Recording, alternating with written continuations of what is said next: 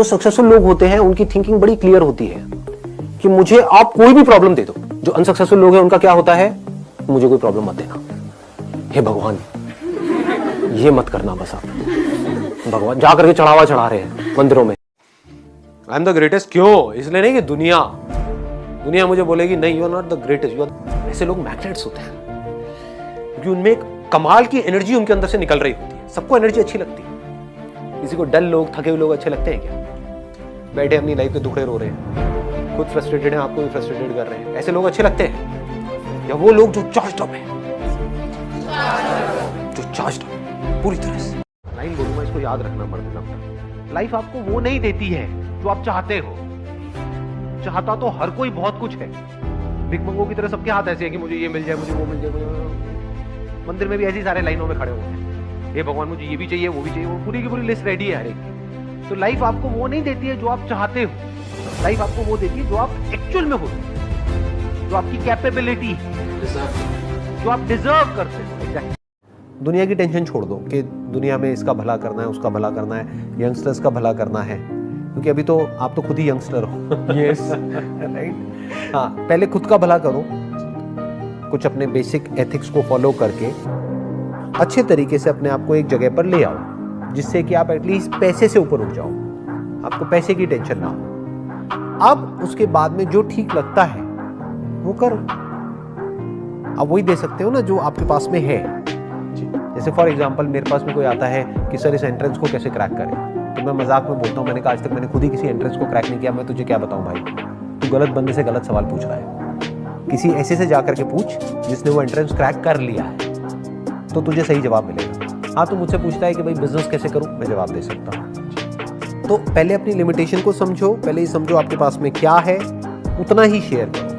हिल गया, उसके सारे फंडे क्लियर हो गए। वो सवाल था कि सब ऐसा क्यों कर रहे हैं, और उसको जवाब मिला, सब ऐसा इसलिए कर रहे हैं क्योंकि सब ऐसा ही कर रहे हैं।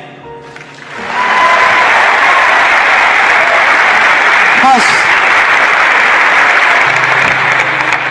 उसको समझ आ गया है कि एक रेस लगी हुई है जहां पर सब भाग रहे हैं, कोई तेज भाग रहा है, कोई धीरे भाग रहा है, लेकिन किसी को पता ही नहीं है कि वो भाग क्यों रहे हैं। और जैसे ही उसको ये समझ आया, उसको ये जवाब मिला, तो उसको ये तो नहीं पता था कि मैं अब क्या करने वाला हूं, लेकिन उसको ये समझ आ गया कि मुझे क्या नहीं करना। उसने डिसाइड कर लिया उसी टाइम, उसी मोमेंट में ये डिसाइड कर लिया कि मुझे नहीं बनना इस रैट रेस का हिस्सा, मुझे नहीं प्रूव करना किसी को कुछ। एक गुरु थे, दो शिष्य थे, दोनों को लालटेन दे दी रात को और बोला जाओ जाके आओ। तो एक शिष्य बोला गुरुजी इस लालटेन से तो 5 कदम ही दिखता है, इससे तो 5 कदम ही दिखता है। और दूसरा शिष्य 10 किलोमीटर की यात्रा पूरी करके आ गया। तो गुरुजी ने पूछा तू कैसे जाके आया? कि गुरुजी मैंने देखा भाई 5 कदम ही रोशनी है, तो 5 तो चलूं, 5 तो चलूं। और जैसे ही मैं 5 चला तो रोशनी 5 कदम आगे और चली गई। मैंने देखा फिर टेंशन नहीं है, 5-5 कदम चल, जिंदगी एक दिन अपनी यात्रा को पूरी कर लेगी। 5-5 कदम चल। जैसी परिस्थिति है, उसको फ्यूचर में कुछ नहीं दिख रहा तो चिंता नहीं करो, 5-5 कदम। आज जन्म दिवस। हाँ जन्म दिवस। एक शेर बोलो, शेर शेर बोल। हाँ बोला। न गीला करेगा, हाँ न सूखा करेगा। ना गीला करेगा ना सूखा करेगा। अच्छा तू सारा मत रो, हाँ ये बद्दुआ करेगा। वाह भैया वाह, का शेर पढ़े हो तुम, सुनाए वाला का एकदम हावड़ा का पुल पहुंचा दिए हो। अरे ये शेर थोड़ी ना है, शेर तो ये है। सुना, ना गीला करेंगे ना सिकवा करेंगे, तुम सलामत रहो यही बस दुआ करेंगे। यही होता है शेर। यही तो बोला था। हाँ यही बोला रहा। चला भैया जाओ तुम। इस दुनिया में 2 प्रकार के लोग हैं।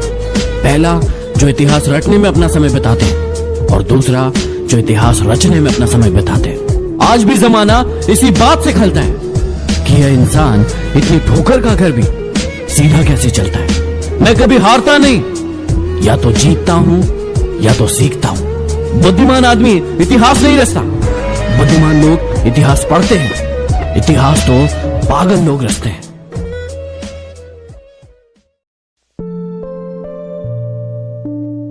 कुछ पाने को है, कुछ खोने को है, कुछ पाने को है, कुछ खोने को है, ये तो जिंदगी है, कुछ न कुछ होने को है।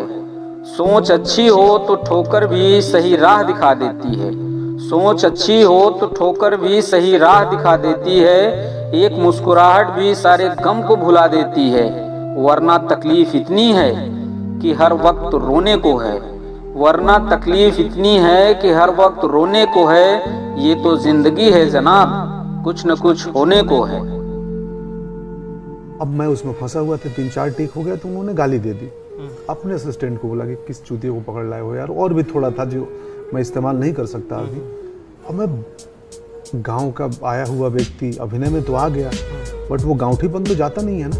हम गाली के लिए तो, अरे ऐसे कैसे, और वो भी काम में दिया हुआ हो, दोस्त की दी हुई गाली गाली नहीं लगती। और एकदम मूड ऑफ मेरा खराब आ रहा था, तो एक एक्टर बैठे थे मेरे साथ गाड़ी में, बोले क्या हुआ पंकज? मैं बोला अरे उसने गाली दी है, उसको तो एक्टिंग करना ही नहीं है मुझे यार, आगे से उसको ना आज सर कूट के निकल जाऊंगा। तो उस व्यक्ति ने यही सलाह दी थी कि ये इसको जमा करो और क्राफ्ट पे काम करो, अपने काम पे फोकस करो, दिन यही आएंगे और सर बोलेंगे। और सर जिंदगी ने वो मौका दिखाया, 8 साल लगे। सेम व्यक्ति, एक स्क्रीनिंग में हमने साथ में एक पिक्चर देखी, वो चल के आए, बोले यार सर क्या काम किए हो आप।